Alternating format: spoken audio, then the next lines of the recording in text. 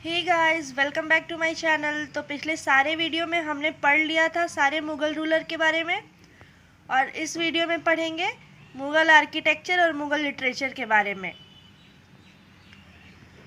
तो serial wise शुरू करते हैं, और उससे पहले मैं आपको ये बता देती हूँ कि ये वीडियो हमारे कॉम्पिटिटिव एग्ज़ाम के पर्पस के लिए बहुत इम्पॉर्टेंट है।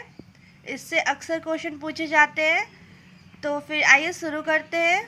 तो पहले बाबर आता है। तो बाबर ने 2 मॉस्क बनवाए थे, पहला पानीपत में, दूसरा संबलपुर में। फिर हुमायूं ने जमाली मॉस्क बनवाया था। ये दोनों याद रखना उतना इम्पोर्टेंट नहीं है, पर आप चाहो तो याद रख सकते हो। अकबर ने आगरा फोर्ट बनवाया था, ये याद रखना बहुत इम्पोर्टेंट है। अकबर ने फतेहपुर सिकरी भी बनवाया। मैंने ये बताया था जब मैं अकबर के बारे में बता रही थी कि अकबर फतेहपुर सिकरी अपने पर्सनल रीज़न से बनवाया था। उन्हें कोई भी संतान नहीं थी, तो शेख सलीम चिश्ती के आशीर्वाद से उन्हें एक बेटा हुआ जहांगीर। तो उन्हीं के ऑनर में अकबर ने फतेहपुर सिकरी बनवाया। फतेहपुर सिकरी में अकबर ने अपना कोर्ट भी शिफ्ट किया।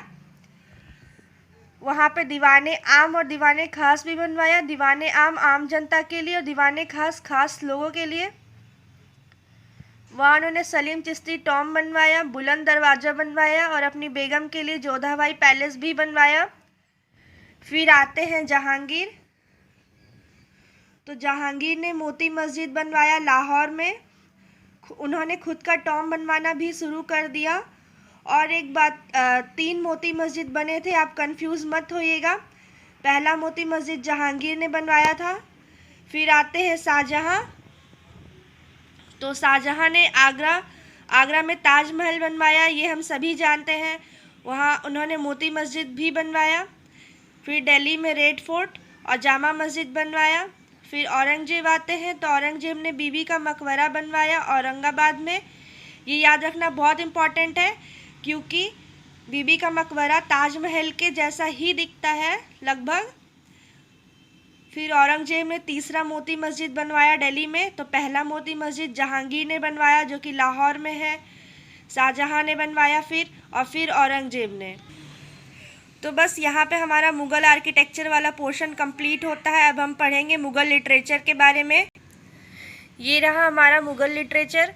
तो मुग़ल लिटरेचर में पहले हम ऑटोबायोग्राफीज़ पढ़ेंगे, जो बायोग्राफी रूलर ने खुद से लिखी। पहला बाबर ने लिखी तुजुकी बाबरी, जो कि तुर्क में था, जिसको फिर कन्वर्ट किया गया पर्शियन में, जिसका नाम रखा गया बाद में बाबरनामा। और कन्वर्ट किसने किया? अब्दुल रहीम खाना। ये अकबर के टाइम में कन्वर्ट किया गया था, और अब्दुल रहीम खाना बैराम खान के बेटे थे। फिर जहांगीर ने लिखी तुजुकी जहांगीरी। फिर आती है बायोग्राफीज़। तो हुमायूं की जो बायोग्राफी है उसका नाम है हुमायूं नामा, जो कि गुलबदन बेगम ने लिखी। गुलबदन बेगम कौन थी? हुमायूं की बहन थी। अकबरनामा लिखा गया अकबर के लिए। तो अकबरनामा अबुल फजल ने लिखा, जो कि उनके कोर्ट में से एक थे, नवरत्नों में से एक। उन्होंने लिखा ऐनी अकबरी। अकबर के टाइम में और भी लिटरेचर लिखे गए, जैसे उनके नवरत्नों में से एक थे फैजी। उन्होंने लिखी लीलावती बुक। उन्हीं के अकबर के ही टाइम में तुलसीदास ने रामचरितमानस भी लिखा। अकबर से तुलसीदास का कोई रिलेशन नहीं है, दोनों अलग अलग थे बिल्कुल। बस अकबर के ही टाइम में तुलसीदास ने रामचरितमानस लिखा था। ये क्वेश्चन अक्सर पूछा जाता है कि रामचरितमानस किसने लिखा था और किस पीरियड में लिखा था। तो तुलसीदास ने लिखा था और अकबर के पीरियड में लिखा था। और उस टाइम में बहुत सारी बुक पर्शियन में ट्रांसलेट भी हुई, जैसे महाभारत, रामायण। इन दोनों बुक को बदौनी ने ट्रांसलेट किया था। ये क्वेश्चन इम्पॉर्टेंट है, आप इसे याद रखना। और गीता और उपनिषद को भी दारा शेख ने ट्रांसलेट किया था पर्शियन में। तो बस मुग़ल लिटरेचर में इतना ही।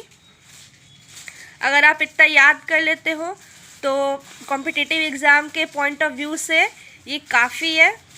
तो अगर आपको मेरी ये वीडियो पसंद आई तो please do like, share and subscribe. My channel. Thank you.